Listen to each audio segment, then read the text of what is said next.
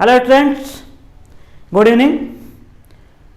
तो रात्रि के लगभग 8 बज रहे हैं और यहाँ पर हम मध्य प्रदेश लोक सेवा आयोग के द्वारा जो मुख्य परीक्षा आयोजित की जाने वाली है उसमें पेपर थर्ड पे अपने को क्लास को स्टार्ट करना है। उसी के सिलसिले में यहाँ पर आप देख सकते हैं कि जो पेपर थर्ड होगा, पेपर थर्ड आपका मैंने पिछले वीडियो में क्लियर कर दिया था। ये 2 सेगमेंट पे डिवाइड है आपका, सेगमेंट्स ए और सेगमेंट्स बी। सेगमेंट्स ए कंप्लीटली आपका साइंस बेस्ड है और सेगमेंट 2 जो है ये इंडियन इकोनॉमी और साथ में आपका मध्य प्रदेश की अर्थव्यवस्था से संबंधित टॉपिक है। मैंने आपको पिछले वीडियो में क्लियर किया था कि सबसे पहले हमको हमारे सिलेबस को समझना चाहिए और सिलेबस में जो कुछ भी लिखा हुआ है उसको कम से कम 15 से 20 शब्द में लिखने की हमारे पास क्षमता होनी चाहिए। तो आज उसी चीज पर हम डिस्कस कर रहे हैं। पूरा साइंस का हमारा जो पार्ट है वो कहां कहां से है उसको अपन समझ लेते हैं। साइंस में देखिए आपका टोटल जो 150 मार्क्स का क्वेश्चन होना है उसका एक सिलेबस दिया हुआ है। इसको 6 सेगमेंट में क्लासिफाइड किया गया है। 6 सेगमेंट की यदि हम बात करते हैं तो यहां पर जो फर्स्ट आपका दिया हुआ है साइंस दिया हुआ है। साइंस को यहाँ पे 3 पार्ट में डिवाइड किया गया है, केमिस्ट्री, बायोलॉजी और आपका फिजिक्स। इसमें हम देखते हैं जो केमिस्ट्री वाला टॉपिक है, केमिस्ट्री में मतलब अधिक से अधिक हम यदि पढ़ना चाहें तो मुश्किल से आपका 4 से 5 घंटे में उसका कॉन्सेप्ट पूरा क्लियर हो जाता है। इसमें आपका दिया हुआ है एलिमेंट, मेटल, नॉन मेटल, ठीक है, धातु अधातु, mixture, compound, acid base concept. मतलब बहुत ज्यादा इसमें अपने को वर्किंग करने की जरूरत नहीं है। मतलब अधिकतम बताया आपको मैं कि जो केमिस्ट्री का पोर्शन है वो आपका 4 से 5 घंटे में पूरा टॉपिक आपका बहुत आराम से कवर हो जाएगा। दूसरा पार्ट यहां पर देखिए आपका बायो का है। बायो में अभी आपको पढ़ाऊंगा भी यहां पर। थर्ड सेगमेंट यहां पर आपको दिखाई दे रहा है फिजिक्स। फिजिक्स में भी सेम वही कॉन्सेप्ट है कि इसमें भी आपको बहुत ज्यादा यदि क्लास लगेगी तो अधिकतम 7 या 8 घंटे की क्लासेस में आपको लगेगी, जिसमें फिजिक्स के जनरल जो लॉ हैं, law of gravitational force, sound, magnetism, electricity, छोटे छोटे टॉपिक दिए हुए हैं। मतलब उसमें किसी अति विशिष्टता की अपने को आवश्यकता नहीं पड़ेगी। तो ये हमारा दूसरा पार्ट होगा, साइंस का होगा। वास्तव में जो थोड़ा कॉम्प्लिकेटेड अपने को दिखाई दे रहा है वो पोर्शन कौन सा है हमारा यहाँ पर, बायोलॉजी का है। बायोलॉजी में आपका टॉपिक दिया हुआ है यहाँ पे ऑर्गेनिज्म, जीव क्या होता है।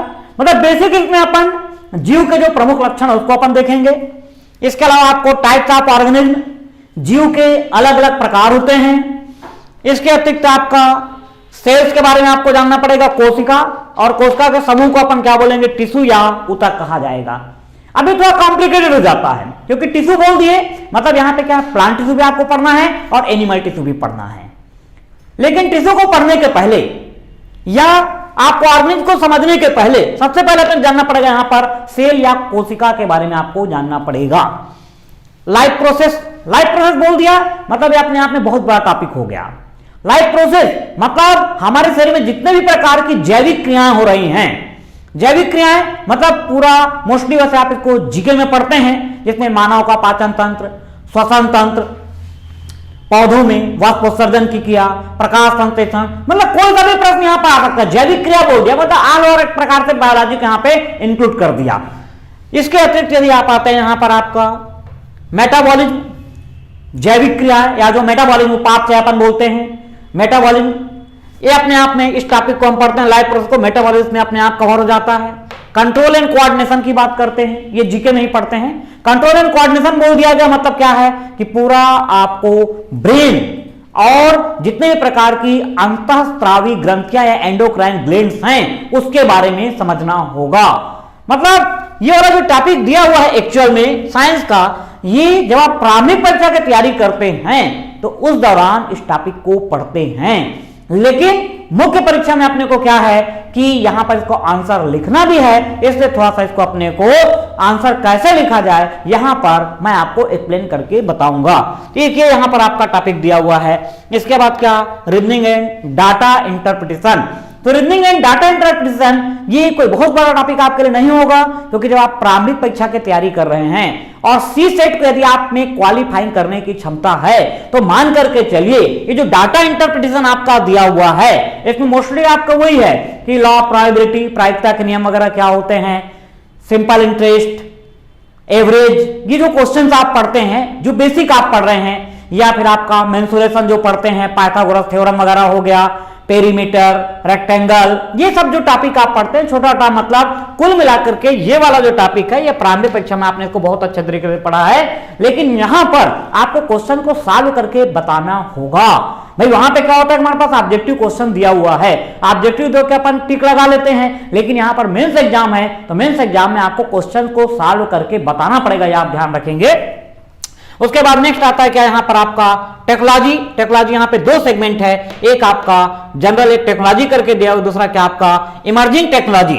मतलब टेक्नोलॉजी बोल दिए, मतलब इसमें क्या होता है, जितना ही प्रकार का अपन लोग पढ़ते हैं, पूरा स्पेस टेक्नोलॉजी हो जाता है, न्यूक्लियर टेक्नोलॉजी होता है, या जो नई नई टेक्नोलॉजी आ रही हैं, या हमारे देश में जो सामाजिक आर्थिक विकास हो रहा है उसमें टेक्नोलॉजी की क्या भूमिका है, ये बहुत बड़ा टॉपिक हो जाता है अपने आप में। और साथ ही आपका क्या है कि ये जो इमर्जिंग टेक्नोलॉजी है, इमर्जिंग टेक्नोलॉजी मतलब इसमें आपका GPS system, GIS system, nano technology, मतलब ये नई नई जो टेक्नोलॉजी आई है उनके बारे में अपने को समझना है।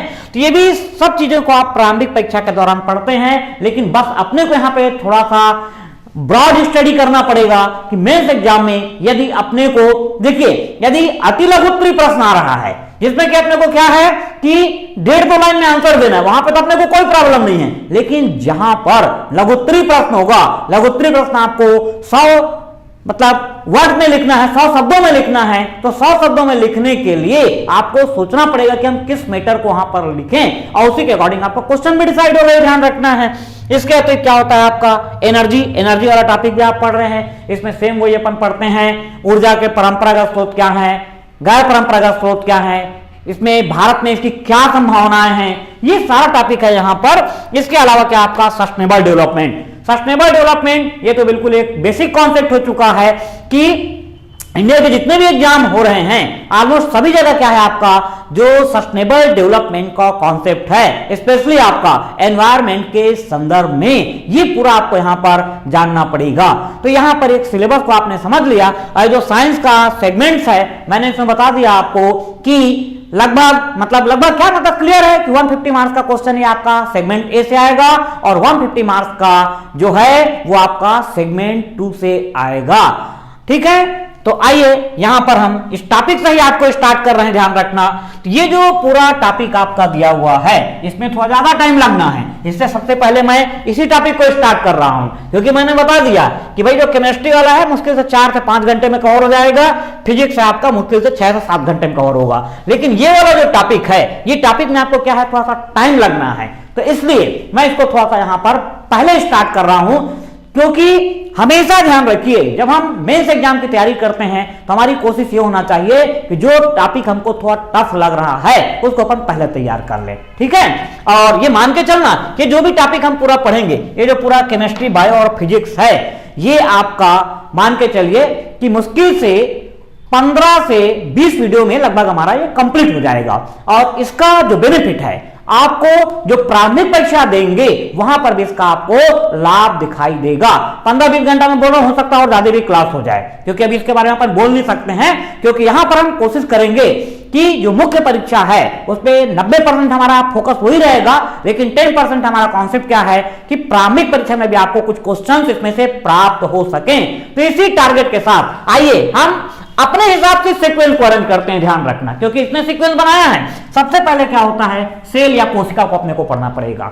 सेल या कोशिका यही क्या है वास्तव में आपका जीवन है, मतलब कोशिका को ही अपन क्या बोलते हैं, जीवन मानते हैं, ध्यान रखना। तो पहले हम पढ़ेंगे यहां पर कोशिका। कोशिका को पढ़ने के बाद अपने आप आपको समझ में आ जाएगा कि ये ऑर्गेनिज्म क्या होता है या जीव क्या होता है। आया था ना, ऑर्गेनिज्म क्या होता है या जीव क्या होता है, टाइप्स ऑफ ऑर्गेनिज्म अपन बोल रहे हैं। तो इसमें क्या जाएगा आपका एक कोशिकीय जीव क्या होता है, बहुकोशिकीय जीव क्या होता है, तो ये सारा कॉन्सेप्ट अपने आप समझ में आएगा। उसके पहले सबसे पहले आपको समझना पड़ता है क्या यहां पर सेल या कोशिका को पढ़ना पड़ेगा। और सेल और कोशिका को जब आप पढ़ेंगे तो लाइफ की जो प्रोसेस है भाई सेल क्या करती है ये सब चीज यहां पर आपका क्लियर होगा। तो आइए सबसे पहला टॉपिक मैं उठा रहा हूं यहां पर सेल या कोशिका से। चलिए ये सब हमने डिलीट कर दिया।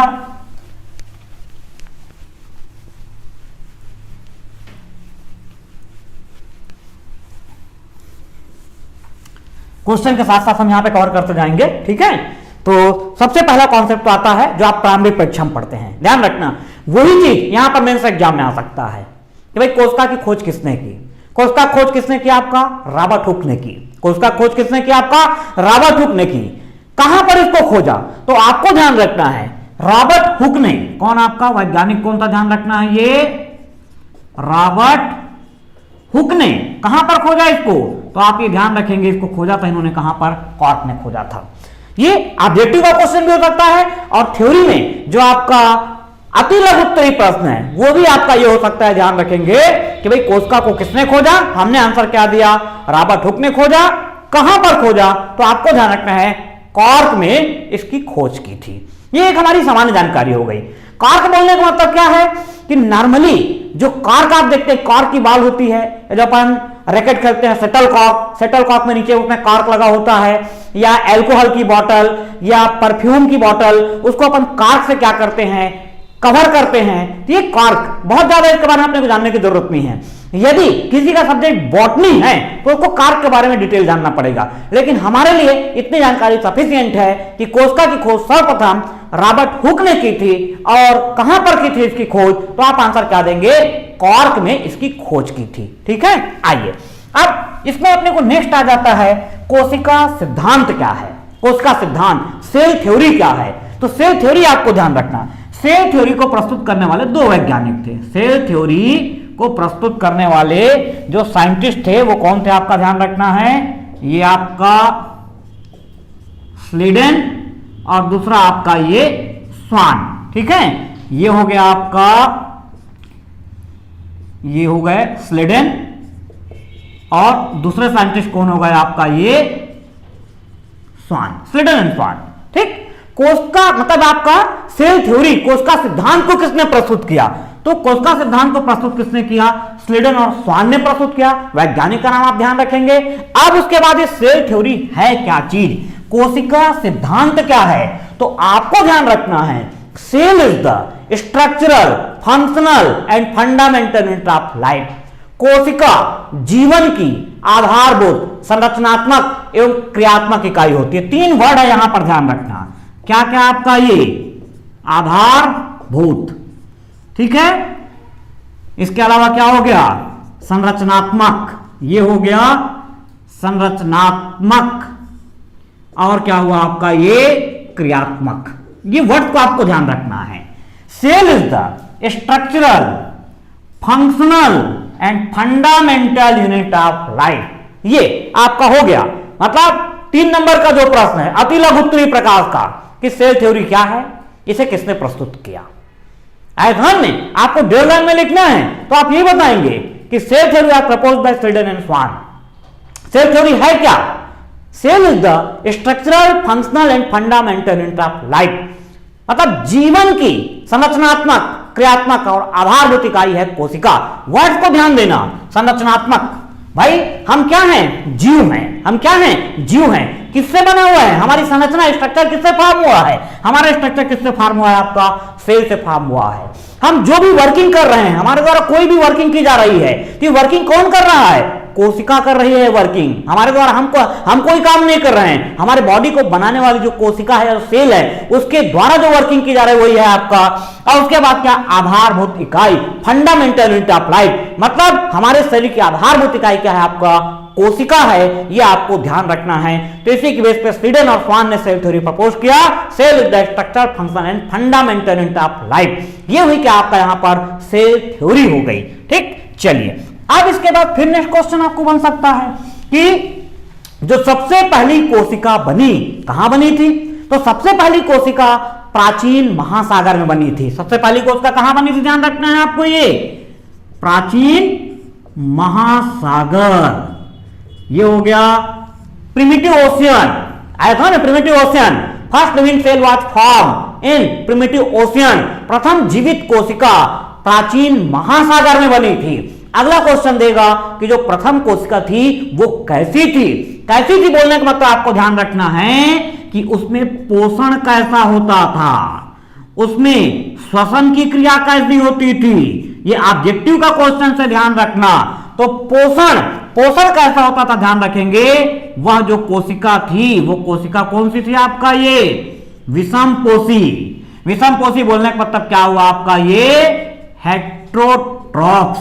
क्या हो गई आपका, ये हेट्रोट्रॉप्स, विषमपोषी।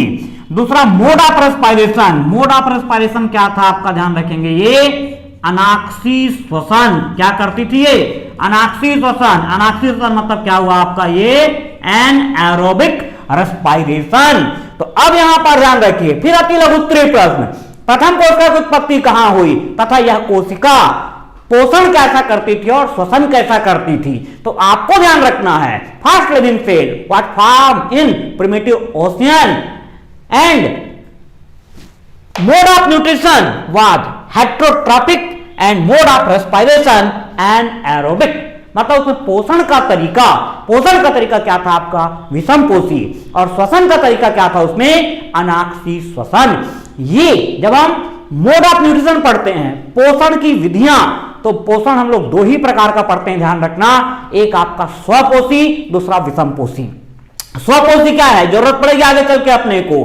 तो ऐसे सभी जीव जिनमें क्लोरोफिल उपस्थित होता है और प्रकाश संश्लेषण करने की क्षमता पाई जाती है, उन्हें स्वपोषी कहा जाता है।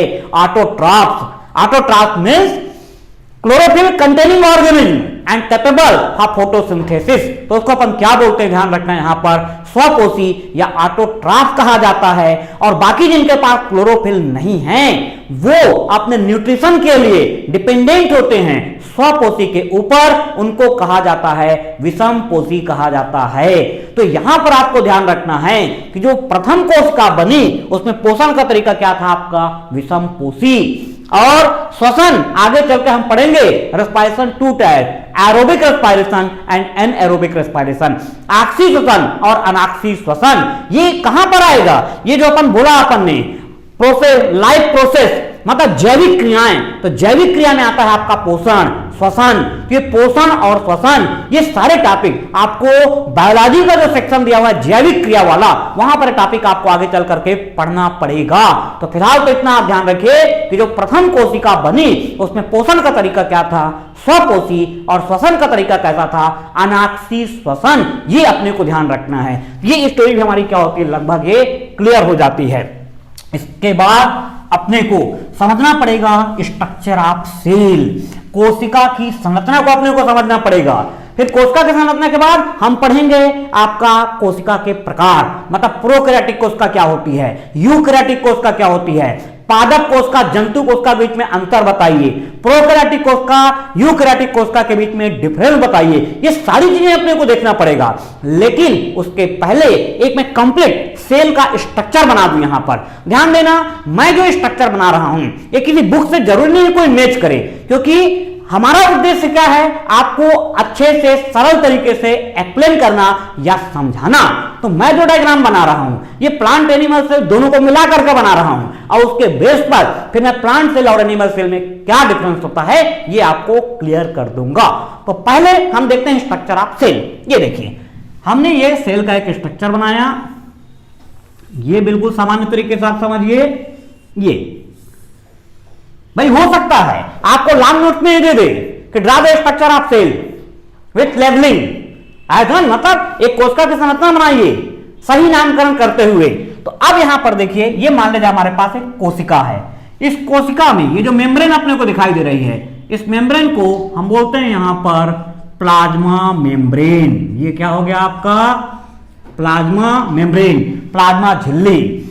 अब यदि प्लांट सेल है, यदि पादप कोशिका है, तो प्लाज्मा मेम्ब्रेन के चारों तरफ इस तरीके से अपने कवरिंग पाई जाएगी।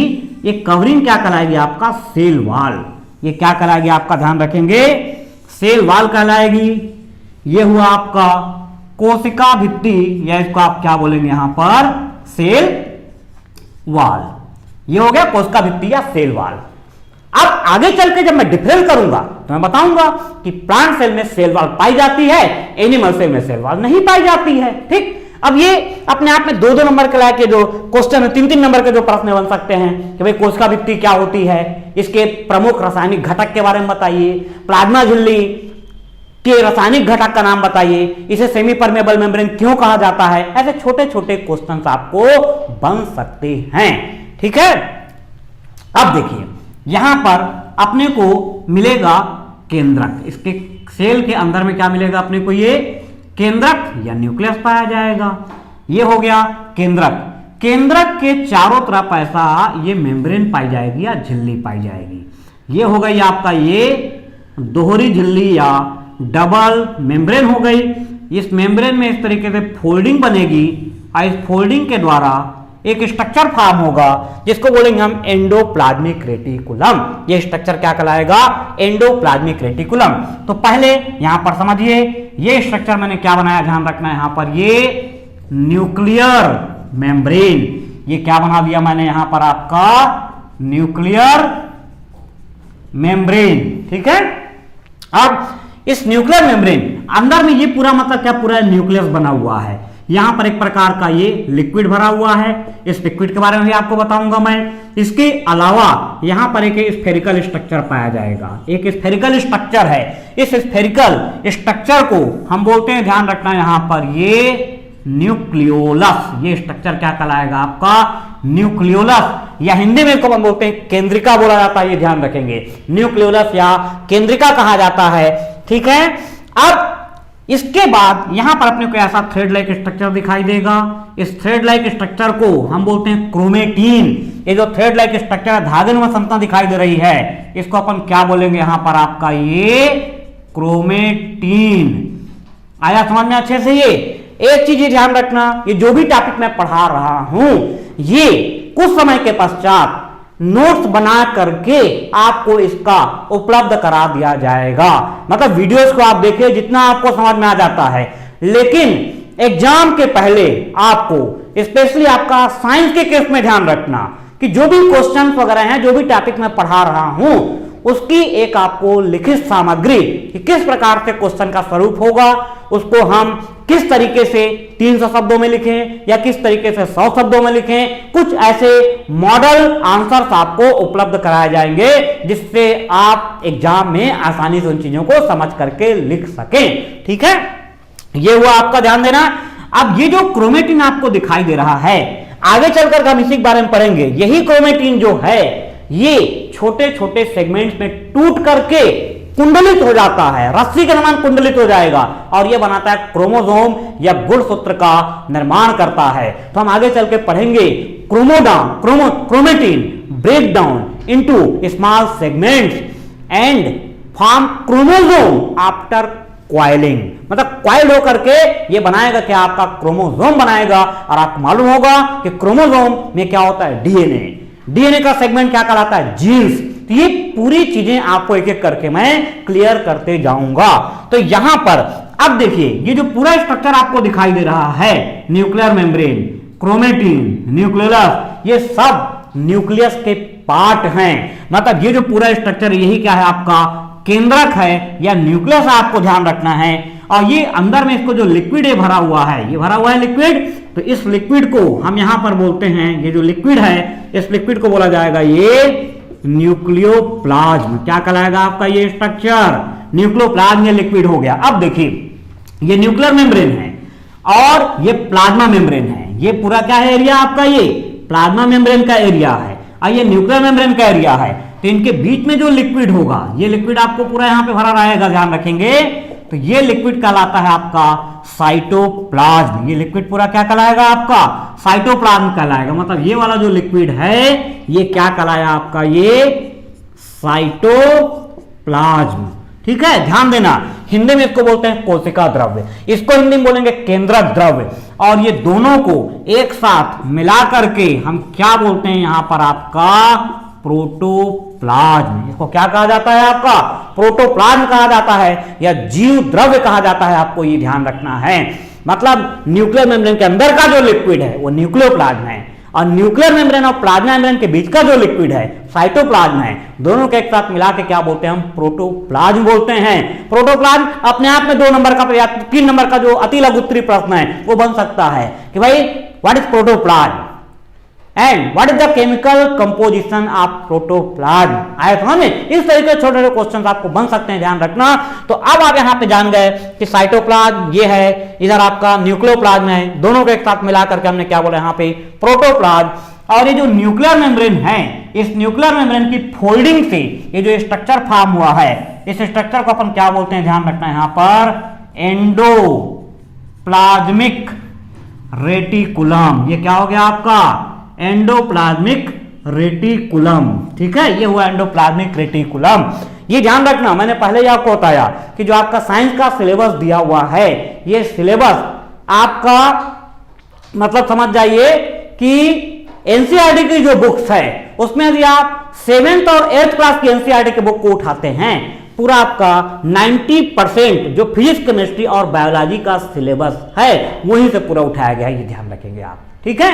7th और 8th, ठीक, 7th 8th की उठाएंगे, फिजिक्स केमिस्ट्री पूरा कवर हो जाएगा, और साथ ही आपका जो जैविक क्रिया या मतलब जो लाइफ प्रोसेस या सेल का स्ट्रक्चर वगैरह है, ये ऑलमोस्ट टॉपिक उतने में आपका कवर हो जाता है।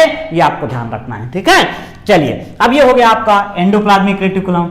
अब ये जितना भी हम पढ़ रहे हैं, ये सबके बारे में अपन क्या करेंगे कि 3-3, 4-4 लाइन आपको बता देंगे कि सबका मेन पॉइंट क्या होता है, कि प्लाज्मा मेम्ब्रेन को यदि अपने बोल रहा है कि 3 लाइन में लिखना है तो हम वहां पे क्या आंसर दें। ठीक, चलिए, अब ये जो एंडोप्लाज्मिक रेटिकुलम है, इसकी सरफेस में ये पाया जाता है राइबोसोम। क्या पाया जाता है यहाँ पर? आपको ध्यान रखना है, ये इसकी सतह पर ये पाया जाएगा आपका राइबोसोम। ठीक है, ये हुआ एंडोप्लाज्मिक रेटिकुलम।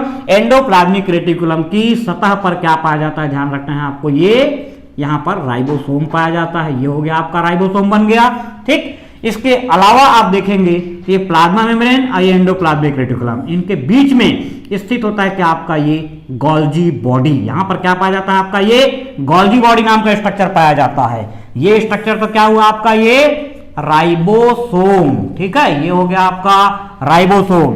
इधर ये स्ट्रक्चर क्या हो जाएगा आपका? ये गोल्जी बॉडी। ये हो गया गोल्जी बॉडी हो गया। ठीक है, इसके अलावा आपको ध्यान रखना है कि यदि ये प्लांट सेल है, यदि ये प्लांट सेल है तो इसमें पाया जाएगा क्या? आपका क्लोरोप्लास्ट। यदि ये प्लांट सेल है तो प्लांट सेल में क्या पाया जाएगा? आपका ध्यान रखना है आपको, ये इसमें क्लोरोप्लास्ट पाया जाएगा। ठीक है, ये इस तरीके से हुआ कि आपका ये क्लोरोप्लास्ट रहेगा यदि प्लांट सेल है तो, और एनिमल सेल में क्लोरोप्लास्ट नहीं पाया जाता है। यदि एनिमल सेल है तो इसमें आपका लाइसोसोम पाया जाएगा। ये क्या हो गया आपका? लाइसोसोम। ठीक, ये हमने बना दिया क्या यहां पर? ये लाइसोसोम। ठीक, तो यदि एनिमल सेल है तो लाइसोसोम रहेगा, प्लांट सेल है तो क्या पाया जाएगा इसमें? आपका ये क्लोरोप्लास्ट पाया जाएगा। ये हो गया यहां पर क्लोरोप्लास्ट हो गया। इसके अलावा आपको मिलेगा यहां पर ये माइटोकॉन्ड्रिया पाया जाएगा। तो माइटोकॉन्ड्रिया तो कॉमन होता है, प्लांट सेल हो चाहे एनिमल सेल हो, ये सभी जगह आपको माइटोकॉन्ड्रिया पाया जाता है। तो ये माइटोकॉन्ड्रिया हो गया। इसके अलावा आपको इस तरीके से पाया जाएगा स्ट्रक्चर को अपन बोलते हैं वैक्यूल। इसको क्या कहा जाता है यहाँ पर? आपका ये वैक्यूल के नाम से जाना जाता है या रिक्तिका बोला जाता है इसको, ये ध्यान रखेंगे। तो एक जो सेल का स्ट्रक्चर होता है उसमें ऑलमोस्ट ये चीजें अपने को दिखाई देंगी। और आगे चल करके हम जब प्लांट सेल और एनिमल सेल का डिफरेंस पढ़ेंगे तो वहां पर हम आपको 5 पॉइंट पे इसको कवर कर देंगे कि भाई प्लांट से एनिमल सेल में क्या डिफरेंस है। प्लांट सेल में outer most membrane cell wall होती है, एनिमल सेल में सेल वॉल एब्सेंट होती है। पहला पॉइंट हो गया क्लियर हमारा। दूसरा पॉइंट, प्लांट सेल में क्लोरोप्लास्ट पाया जाता है, एनिमल सेल में क्लोरोप्लास्ट अनुपस्थित होता है। ठीक है, फिर थर्ड पॉइंट ले लेंगे कि प्लांट सेल में लाइसोसोम अनुपस्थित है, एनिमल सेल में लाइसोसोम पाया जाता है। इसके अतिरिक्त एक स्ट्रक्चर और मिलेगा, ये स्ट्रक्चर हो जाएगा यहां पर, ये जो न्यूक्लियर मेम्ब्रेन है इसके ठीक बाहर एक स्ट्रक्चर पाया जाएगा। ये इसमें इसको अपन बोलते हैं सेंट्रोसोम।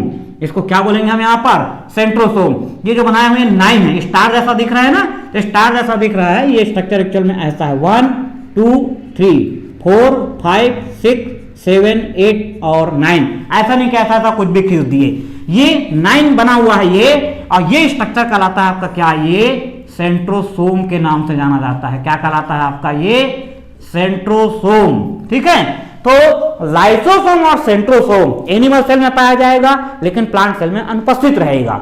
क्लोरोप्लास्ट और सेल वॉल प्लांट सेल में पाई जाएगी लेकिन एनिमल सेल में एब्सेंट रहेगी। तो चार डिफरेंस तो यही हो गया। उसके बाद क्या होगा, ये दिखाई दे रहे हैं वैक्यूल या रिक्तिका।